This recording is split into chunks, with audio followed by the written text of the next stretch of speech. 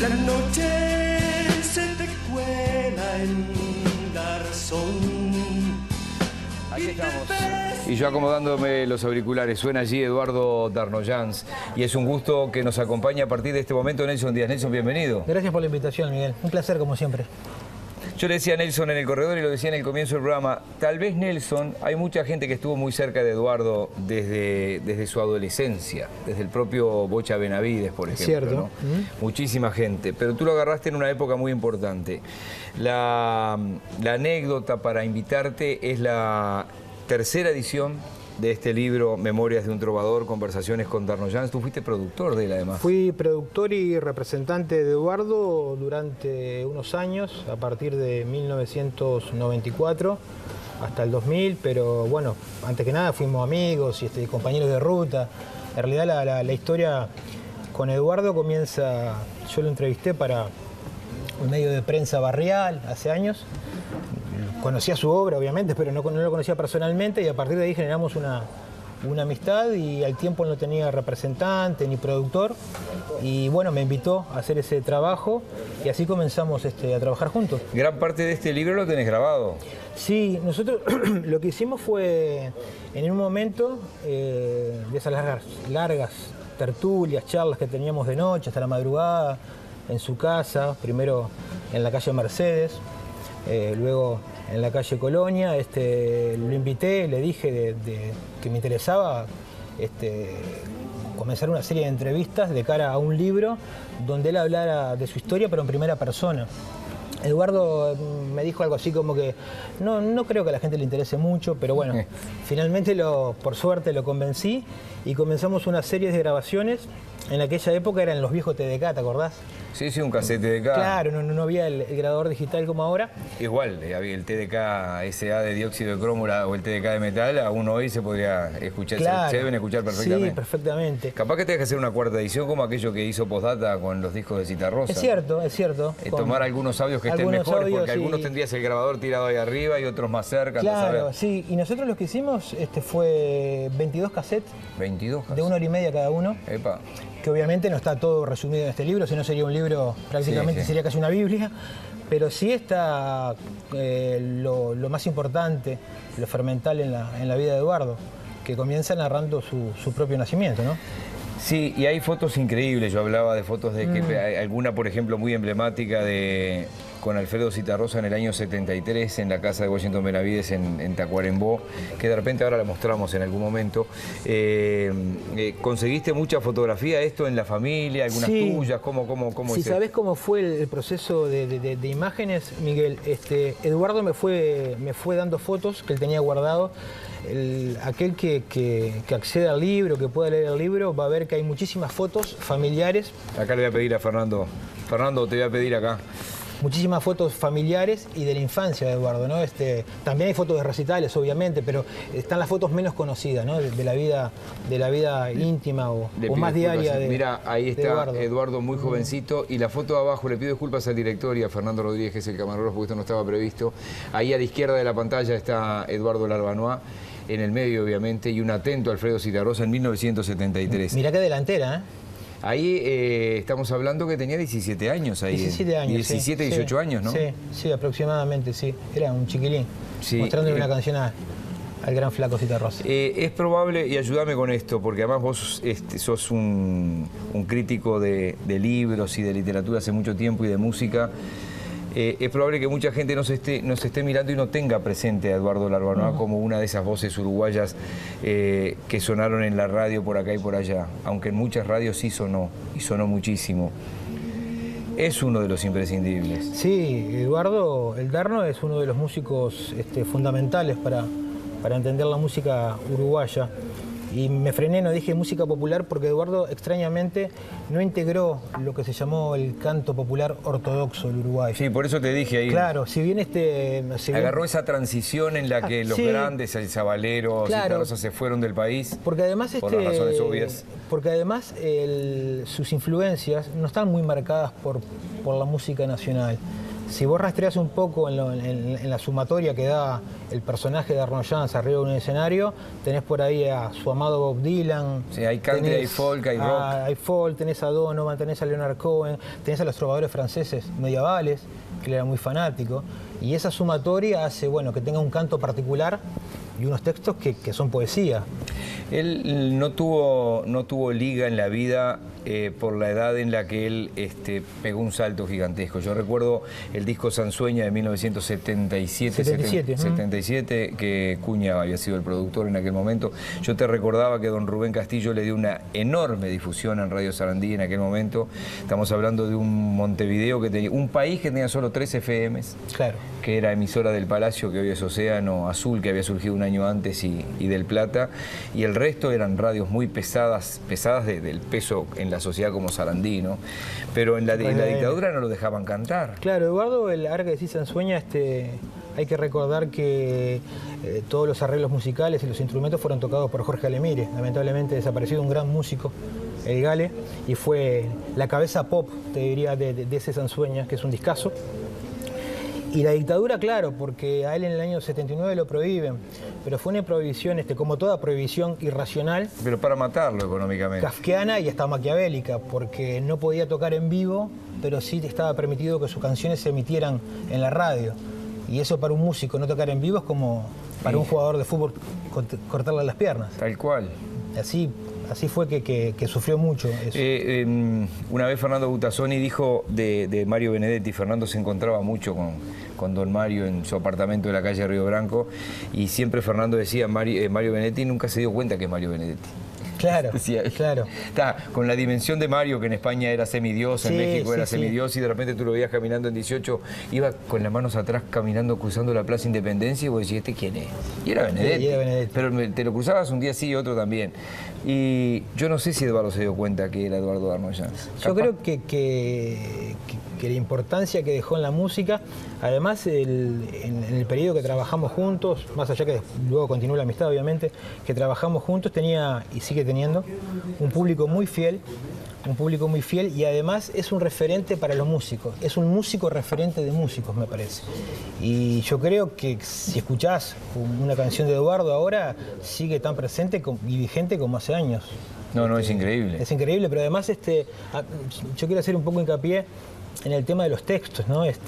Más allá que de Arnold Jans, lo que hizo Eduardo, todos sabemos que era del Partido Comunista y se afilió a la UGT Tacuarembó con 17 años, y siempre lo hizo público, además su postura política frente al mundo. Sus textos no caen en lo panfletario. No. Nunca caen en lo panfletario sus textos, ¿no? Y hay más amor que política. Exacto. Y los grandes temas de la humanidad, el amor, la traición, la soledad, la muerte, desde los antiguos griegos hasta ahora hay 5 o 6 temas a nivel de música y de literatura. Es así. Nelson, esto está en todas las librerías de todo el país. Está en todas las librerías del país. Memorias de un trovador, es una edición conmemorativa. Este jueves va a ser este homenaje. Este jueves 2 de marzo en el Teatro Solís, un montón de músicos, amigos de Eduardo que compartieron escenario. Se agotó, ¿no? Se agotó, ya del sábado pasado están agotadas las entradas. Va a estar el Bocha Benavides, mentor, profesor, factotum del grupo de Tacuarembó, aunque a él no le gusta que digan grupo de Tacuarembó, y obviamente de Eduardo. Con casi 90 años el Bocha. Claro, sí, casi 80 y pico, sí, casi 90. Va a estar Nacho Suárez, va a estar Macunaíma, y bueno, los tenemos por ahí. Bien, Nelson, un gusto, ¿eh? No, gracias a vos, Miguel. Nos reencontramos en cualquier momento. Nelson Díaz, Memorias de un trovador, un libro editado por primera vez en él. El primera vez fue 2008, segunda edición 2014 y esta edición ahora. Bien, se va a agotar también. Es un libro muy llevadero, además que se lee muy rápido. Y para los que gustan de nuestra música y del pasado reciente musical, es un libro también indispensable. Muchísimas gracias. Gracias a ti. Allí tengo a mis queridísimos, 3 queridísimos tengo. ¿Quién toma la voz cantante? Y por acá, acá estamos 2 de ellos con el tercero, que es Claudio Meloni. Bienvenido. Gracias a Bienvenido. todos. Hoy tuvimos una discusión porque sabíamos que el tema era el jardín. justamente Cata y yo vivimos en apartamento, no tenemos jardín, pero tenemos balconcito. Eso ya es importante. Eso ya No es tengo, bastante. bueno, sí, tengo una medio muerta, una planta. Una bueno. planta medio muerta. Bueno. Una y adentro del living sí tengo dos hermosísimas, bueno. pero esas que a veces uno ve en los balcones y dice, ¿cómo la mantienen? Yo tengo como una mano, ¿cómo se llama cuando tienes una mano Verde. malísima? Ah, no, mala. Mano, Claro, no tengo mala. mano verde, tengo mano negra, sería... Sí, claro. Mano negra, Mano Y bueno, negra. pero no Lo tengo la importante, capacidad. Cata, que no importa que tengas una planta, dos o tres, lo importante es el contacto con la naturaleza, el contacto Obvio. con Ah, la bien. vida, con el verde a través de los vegetales. Esa es la clave. Bien. Bien. Puedes tener dos plantas en tu living del apartamento, puedes tener un jardín de 2 kilómetros cuadrados, Obvio. pero el tema es el contacto sano con la naturaleza. Somos bioenergía, somos energía de vida. Entonces necesitamos naturalmente ese contacto. Y los vegetales son seres vivos, igual que nosotros, y nos cuesta a veces pensar que son seres vivos, que los tenemos allí, parecen objetos, y sin embargo son seres vivos con los cuales tenemos que interactuar, alimentarlos, hablarles, como mucha gente hace con los vegetales, Sí. con las plantas, porque captan ese nexo, esa bioenergía con las personas inmediatamente. Entonces Es curioso, ¿verdad? Si es tuviera un impresionante. jardín, ya me imagino hablándole al pasto a los gritos. Hablándolo solo. Claro. A para los que me gritos, escuchen todo. claro, claro. No, Puede pero gritar. vamos a hablar de No, jardines. sí, a sí, ver. el Feng Shui. No, que es una técnica realmente que hace de los espacios verdes, de los jardines, de las plantas, prácticamente una frase resume todo, ¿no? En un espacio armónico, en un jardín armónico, en un espacio donde hay verde, nada sobra ni nada falta. Esa es la clave del Feng Shui. Está todo allí. Uno Bien. percibe y siente que está todo exactamente en su equilibrio y en su armonía. Y de hecho, el origen del Feng Shui en los jardines chinos, estamos viendo aquí unas imágenes realmente Divinas. interesantes, y los jardines chinos, y tenemos también acá perfectamente, además en ejemplo precioso, el jardín japonés. Claro, el jardín japonés es en una el Prado, belleza. que es una belleza también. Hace que el contacto con las personas distancie justamente a la gente de su rutina. Esa es la idea, que el contacto con los vegetales y las plantas distancie, saque a las personas de su rutina cotidiana y le permita ese contacto natural en un momento específico donde puede, el tiempo que sea, que lo separa de todo su accionar, de sus pensamientos, de sus preocupaciones. El estar en contacto con la tierra y con los vegetales es fundamental. Por eso no importa si es 2, 3 macetas o si es un jardín entero, el hecho es poder tener ese contacto directo con lo natural. Bien. Y eso es la primera recomendación. Los jardines chinos especialmente brindan la primera gran recomendación de este espacio, que es que sí se puede, no siempre se puede, tú tenés un apartamento y de repente no podés, pero las personas que están viendo el programa y tienen jardines, no necesariamente el contacto de las sillas, del estar afuera en el jardín, cerca de la casa, tiene que ser justamente cerca de la casa, cerca de lo cotidiano. La idea es que meterse un poco más en el verde, meterse un poco más entre los árboles, en el jardín. ¿Por qué? Porque te sentás de repente en un deck, en una extensión de tu casa, ahí en el patio de tu hogar, te suena el teléfono y estás en contacto otra vez con la rutina. Pusiste agua a calentar, el sonido del agua, Sí, el ruido de la el ruido de televisión. la televisión. La idea es que si tenés Lo un más espacio distanciado verde, Claro. te posible de la- distancies, incluso generes a una isla, si tenés un jardincito, un patio, salgas Ay, qué de la lindo. cercanía del lugar. Otro de los conceptos Feng Shui importantes en el jardín es como vemos en esta imagen, por ejemplo, no sé si la producción me escucha, pero la podemos dejar, bueno, estamos viendo para atrás. Ahora volvemos Estamos para viendo atrás y la eligen. Pará. Esas imágenes es el tema de la imagen del jardín, de los espacios, ¿no? Aquí, no sé si vamos, aquí tenemos... Yo tengo. ¿Sí, Yo vamos? tengo Sí, vamos vista a las también tan imágenes. linda. Con Creo que sí. arenita y todo. Bueno, Sí, la sí. idea es poder tener espacios sinuosos, recorribles, Sí. que no sean rectos. ¿sí? Ajá. No necesariamente tenemos el concepto occidental de tener un camino que te lleva recto hacia tal lado o hacia el otro, todo rígido, todo. Los jardines japoneses u orientales, sobre Lleno de todo los curvas. chinos, ¿sí? tienen formas sinuosas, ondas. Pero porque son inteligentes, es como la vida misma, La ¿entendés? vida Son está gente hecha en ondas. Claro, son gente Exactamente sabia, igual. ¿entendés? Por algo uno ve solamente fotografías y ya Sí. te enamorás Sí. de los espacios. Exactamente, acá tenemos el jardín japonés y las imágenes con la presencia del agua y algunos verdes, que realmente son importantes. Obsérvense los caminos curvos, ¿no? Claro. La importancia de la curva, del ángulo no recto, digamos así, de la presencia. ¿Por qué? Porque la naturaleza no hay ángulo genera, salvo algunas rocas, algunas piedras exactamente, pero no. no la genera. En el 98% de las situaciones, los espacios naturales no línea. tienen ángulo ángulos rectos. Pero nosotros en nuestra mente, cuando armamos un jardín, una maceta o ponemos alguna jardinera, la armamos con formas rectilíneas, porque en realidad no tenemos la libertad que tiene la naturaleza en nuestra propia mente. La piedra también es importante. La piedra es muy importante, es muy activa, se considera yang, se considera un elemento activante, ¿sí? Y combinada con el verde o con, digamos, con algún color de contraste, genera los mejores, la presencia de la piedra es el mejor espacio natural, representa lo natural.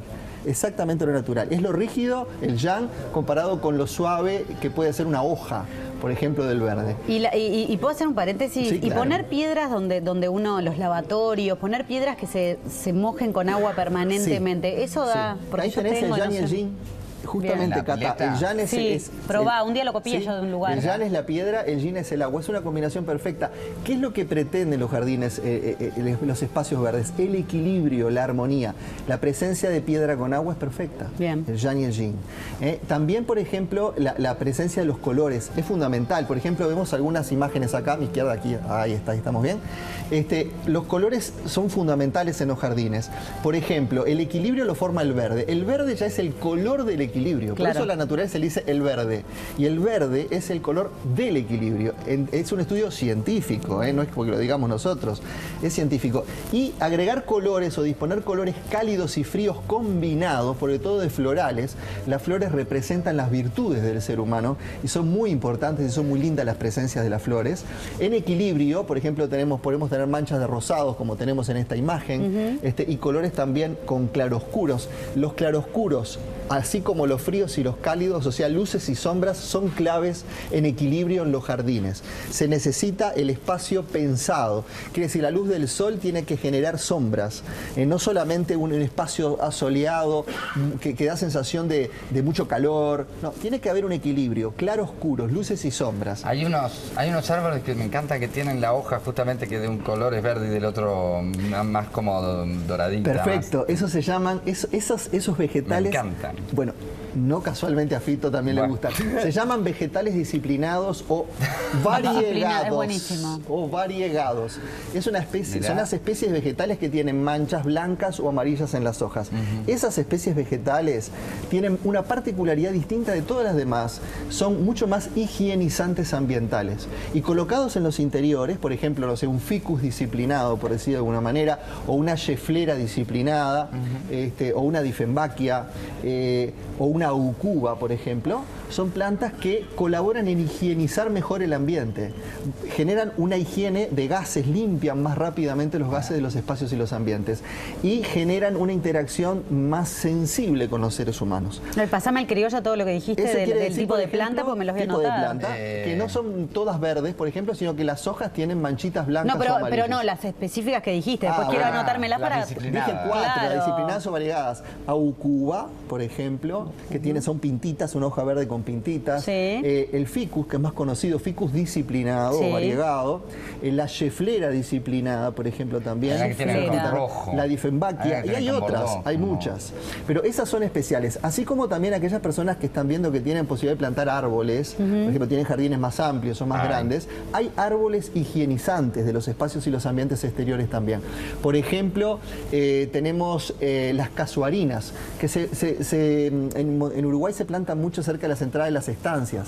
Las casuarinas son árboles que van con el viento, se mueven muy suavemente y son hermosas, son higienizantes ambientales. Y hay un árbol que yo recomiendo mucho que en otoño deja esos colores fantásticos de las hojas, rojos, amarillos, que es el liquidámbar. Okay. El liquidámbar es un árbol espectacular, además de higienizante ambiental, es un excelente amigo de los espacios donde el Tenés que hombre darnos fotos de participa. los árboles también para que nosotros, Sí. de Ay, las sí, me plantas para que encantaría. conozcamos. Sí, bueno, a ver si pasamos de vuelta estas imágenes. Ahí está, gracias a la producción. Estos espacios que ven que tienen formas onduladas, circulares, no hay prácticamente ángulos rectos. Yo invito a los televidentes que puedan hacer, miren, acá tenemos un espacio de repente que mide 3x4. O sea, imagínense Eso es un una patio belleza. armado, digo, no cuesta demasiado y se puede perfectamente armar en un espacio de 12-10 metros cuadrados. No necesitamos 2 kilómetros cuadrados de jardín para armar No, lo que se en necesita es la sintonía. creatividad. Creatividad, Obvio. sintonía. Y obsérvese, por ejemplo, esas formas curvas continuas. Esos son sinuosidades que los chinos, especialmente en el Feng Shui de jardines, recordemos que los chinos fueron los que crearon los primeros jardines a nivel oficial oficial y estudiaron a fondo la bioenergía que se genera en los espacios verdes y en los jardines, generaban justamente este tipo de diseños. En contrario, por ejemplo, de los jardines franceses de Versalles o los occidentales que eran rectilíneos enormes, grandes distancias, donde es aburrido porque tú te parás y ves lo que pasa allá en el fondo. Hasta los laberintos eran correctos. Exacto, exacto. Entonces, ¿qué pasa en este tipo de jardines? Como en el jardín japonés que tenemos acá en Montevideo, gracias a la producción otra vez, en el Prado, que es hermoso porque tiene caminos sinuosos donde uno va descubriendo en el jardín las distintas visiones y los distintos aspectos, ¿verdad? A medida que uno va girando, el paneo, lo saben los amigos de las cámaras, uno va girando, va mirando todas las perspectivas perfectamente del jardín y va descubriendo cosas nuevas. En cambio, si yo miro recto, me paro en un jardín y ya sé todo lo que pasa, está todo bien, pero es un poco aburrido. Es otro tipo de belleza, es como una belleza que te lo da más la grandiosidad capaz del espacio, como decís vos en Versalles o en algún otro lugar. No estoy diciendo que no sea lindo. No, pero por eso, lo que te da es otra impresión, que corresponde a otra civilización, a otros momentos, en realidad a otras muestras de los países en querer demostrar, no sé, o la hegemonía o lo voluptuoso. Pero me parece que, sin duda, lo que es la civilización oriental, claro, nos da algo que no nos lo da otro. Tuvimos bastante suerte con los diseñadores de jardines acá en nuestros parques, porque tanto el Parque Rodó como el Prado, como el Parque Valle, tampoco son rectos, tienen un montón de curvas. Sí, teníamos grandes diseñadores que vinieron a principios del siglo XX, de Francia, franceses, Carrasco, que eran diseñadores franceses, que colaboraron en que se generen esos espacios realmente fantásticos que tiene la ciudad de Montevideo, ¿no? Realmente los espacios que tiene. Y hay un consejo interesante para los televidentes y para todos los que les gustan los jardines o quieren entrar en el mundo de los jardines, que es que los cambios que se realizan en los jardines no deben de ser bruscos, deben de ser paulatinos, deben de ser delicados, deben de ser suaves, en contacto, transformando los espacios, porque son seres vivos. Es como nosotros, no nos gusta que nos agarren y nos implanten en un lugar así rápidamente y de buenas a primeras estar... No, la idea es interactuar y generar los cambios de energía en forma suave, delicada y en el tiempo. Ese es un consejo muy importante para todos. Te diré. Llevar la planta, una planta de un lugar a otro, de una casa a otro, de una familia a otra, se transforma la planta inmediatamente. Sí, es verdad. Es así. Y no todas las plantas le gustan los mismos lugares. Esto tiene que ver con el ambiente, con el entorno, con las personas. Con las personas. Hay historias que cuentan que de repente tengo una planta en mi casa, llegó una persona, se me secó la planta. Pasan esas cosas.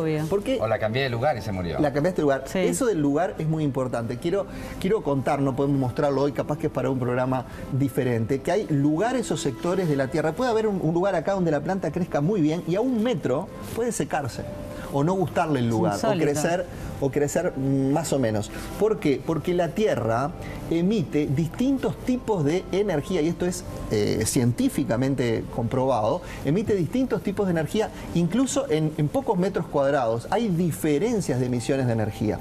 Es una conexión cielo-tierra natural que se genera de forma distinta. Y las plantas, muy sensiblemente, perciben esa situación, ¿sí? Y crecen de modo distinto. Así que si hay una planta que crezca que en un lugar no crece bien, se abicha, crece lenta, prueben a moverla, y eso es muy importante. Dentro de la casa, nos tenemos que ir, pero dentro de la casa, los ángulos son buenos lugares para tener plantas. Son buenos lugares para tener plantas. Invito a que detrás de una planta, con 50 pesos, compren una luz y coloquen una luz indirecta por detrás de la maceta de la planta, de abajo hacia arriba. Le da un reequilibrio al espacio realmente importante. Son como por spots detrás. Chiquititos así. Sí, por detrás de la planta de la maceta la colocan y hagan la prueba. Prueben con un cable enchufado nomás y prueben a ver qué pasa. Y una cosa que antes de venir me preguntaban personas, me decían por allí, la pasa a los jardines. ¿Qué pasa con las espinosas? La gente tiene como miedo a poner un cactus o una tuna o un membrillo de jardín. Las espinosas suelen colocarse, se recomiendan en Feng Shui, en las zonas de aberturas, en las entradas de las casas, de los jardines, en las puertas de las casas, las espinosas, todo tipo de plantas espinosas. Ya sé que nos tenemos que ir. Hace rato que ya estábamos, pero nosotros felices. Somos los fans número 1 de Meloni. Sí. ¿Tenés fans así como nosotros? Por suerte. No, debe tener. Pero ¿quiénes son los obvio, por los mejores somos nosotros, por favor, Claudio. Ustedes son el 1-2-2-1. Somos no sé cómo importa el orden. Muchísimas gracias, Claudio. Un aplauso. Igual no tenemos jardín y tenemos cosas para cambiar. Ahí estamos como locos, es verdad. Ya estoy pensando, quiero llegar para cambiar algunas cosas. Me dijiste el detalle de la luz y me encantó. Felicitaciones por las 2 bombonas y besos a las otras 4. A las otras 2, perdón, son 4. Nos vamos porque si no nos matan, pero volvemos porque hay más día a día juntos. Después, si es como un rosario sin fe. A veces marzo trae resacas. Hoy no puedo despertar.